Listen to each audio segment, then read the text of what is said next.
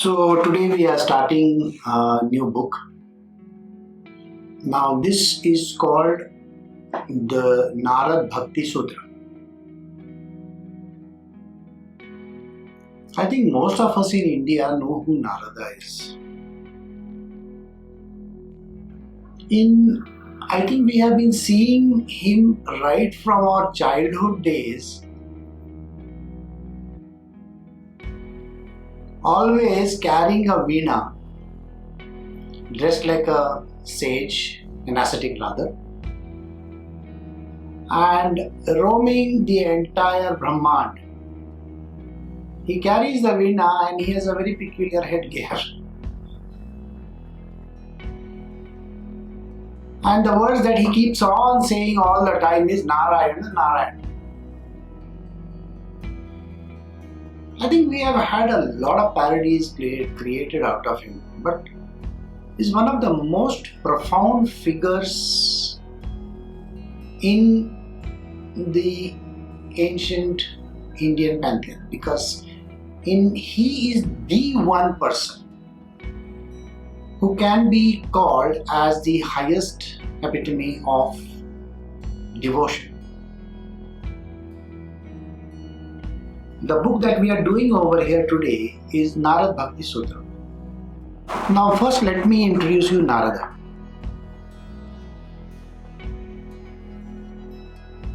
There are a number of stories related to him.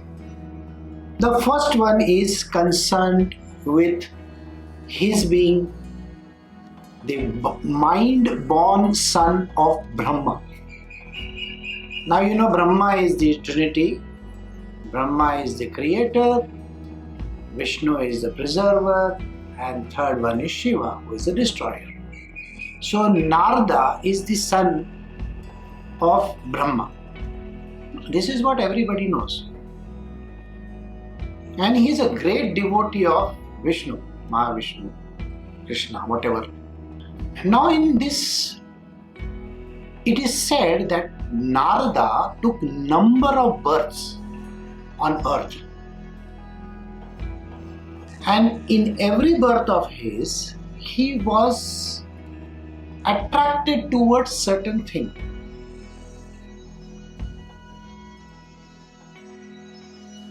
Now he is called the highest in devotion, but his attraction was also there for material worldly stuff. Now what was that? Once he fell for Rama and he had to be born as a Shudra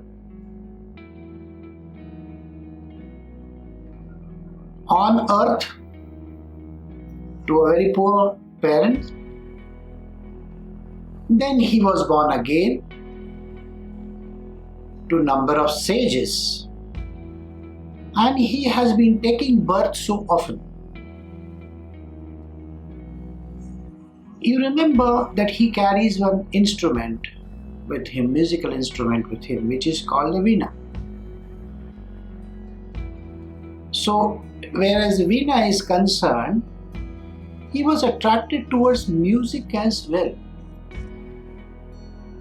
So, the constant upadhis that kept on coming in his life made him take birth again and again and again on earth.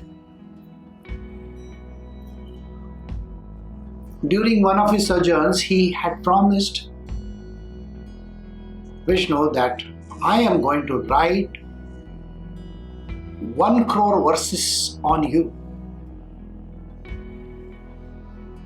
Now, in one lifetime, when a person can, please understand, in one lifetime, how much can a man write?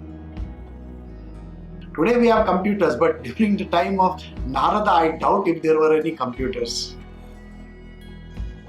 Though he was the greatest of the sages, yet he could write only a certain number of verses.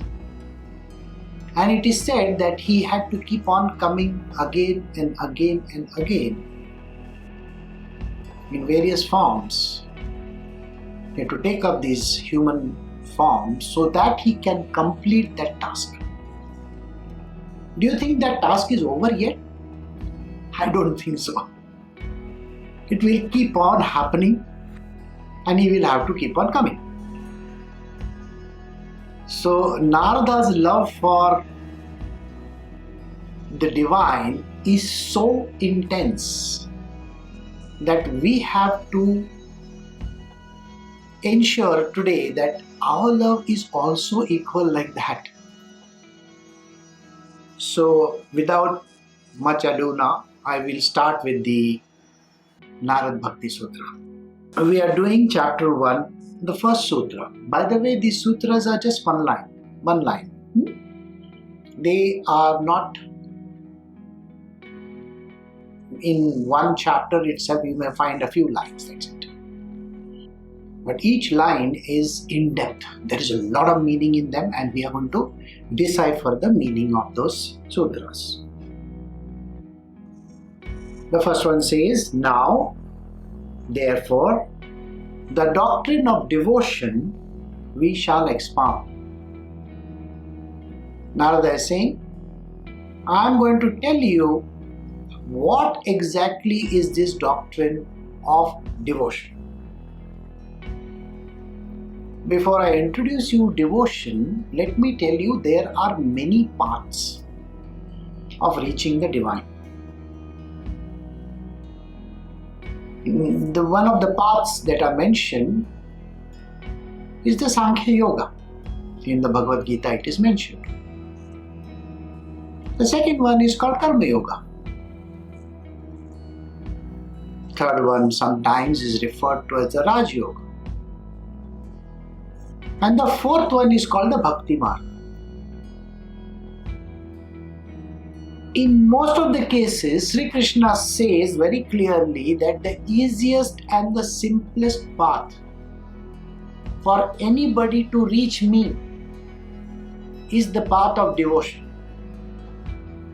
I think we should accept this as a statement just like that.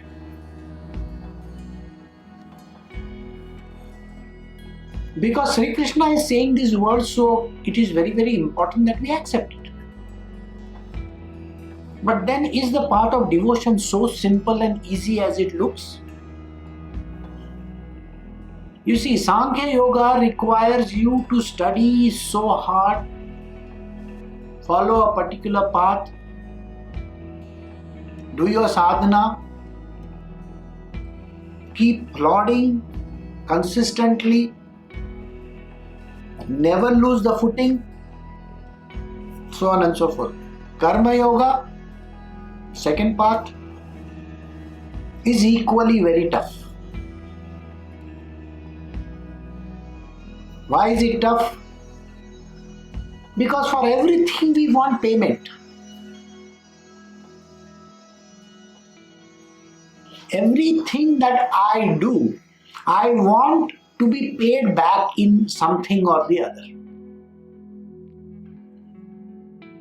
We don't do work just for the sake of doing. Even when a mother makes some of the very good dishes for her children, she expects a smile on their face. Or she says, at least you should say that how this particular dish was. Isn't it? People have this great understanding that they are very much in love with their spouses, their family members, and so on and so forth.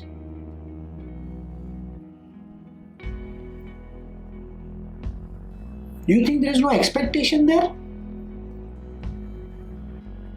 Try to get angry one day with the husband or the wife. Say something very nasty. Say something that you don't look good today. Just imagine what happens to that person. You have had it. Am I not looking good? What do you mean by that? You understand, these kind of sentences will keep on popping up.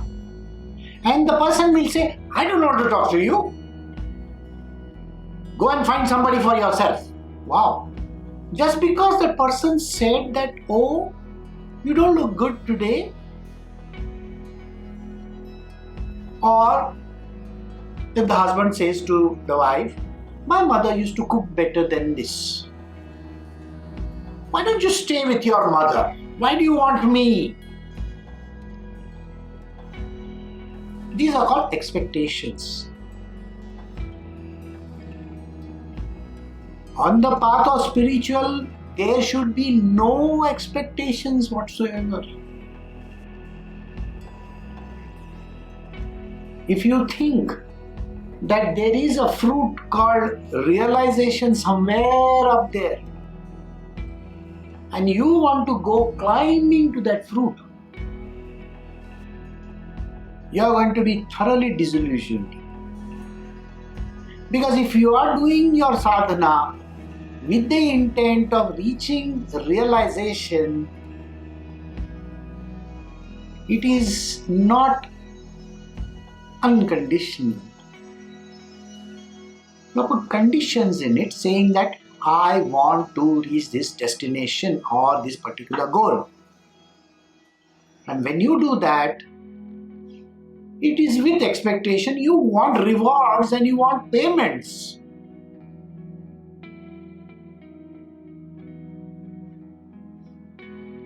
This is something which we cannot have in spiritual.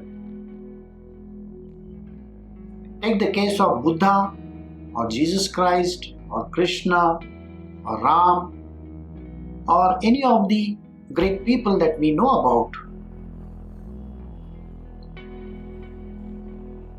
Nobody had expectations. Buddha never said that I expect you to do this for me. If Buddha gave somebody an advice, he never expected that person to pay him or something like that. Sai Baba,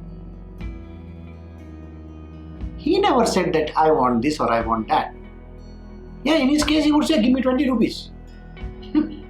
Sometimes he would say, give me 5 rupees, give me 20 rupees. And he would take that money and give it to somebody else. What these sages and saints do is very peculiar. They are trying to remove your karma from you. They don't want money to be kept for themselves, by the way. So I hope you understand this. In Karma Yoga, you cannot have Karma Yoga happening to you because very simply, you want repayment. Everything needs to be paid back. There is nothing free there. You are not offering anything just like that and the person is saying, okay, I'm happy with it. No way. Something has to be given back. Today is a very important day. Fortunately for us, we are starting on the Marathi New Year, which is called the Gudi Padwa. It's supposed to be the start of spring worldwide, but in India we do the Gudi. Gudi means one small matka is there, it is turned upside down and then there is a cloth hanging with a stick right there with the entrance, and it is called the Gudi. It is just wishing each and every one a very, very happy Gudi Padwa. And thankfully, today most of the people are at home. This never happens. Forcibly you are at home. Forcibly you are in some place where you cannot move out. All because of something that is happening in the material world called coronavirus. If this coronavirus was not there, I think all your feet would have wings, Everybody would be going here and there and doing all kinds of things.